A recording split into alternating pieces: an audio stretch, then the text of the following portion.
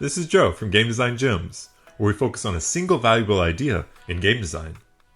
Horizon Zero Dawn, developed by Guerrilla Games and published by Sony Interactive Entertainment, is an open-world game where you hunt animal-inspired machines with a bow and arrow. It features a tried-and-true pattern in game design: modular enemies. This is where the player can target specific components of enemies to knock those components off during the fight.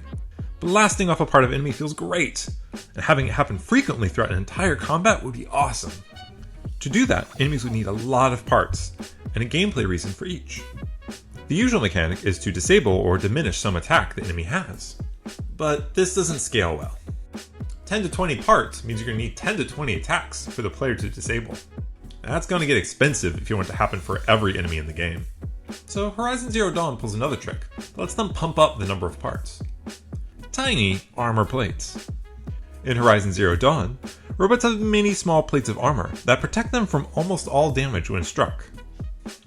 As the armor is repeatedly hit, it starts to fall off piece by piece, making the enemy an easier target. Let's look at the Lambshorn as an example. This common enemy has 17 detachable parts, 11 of which are armor.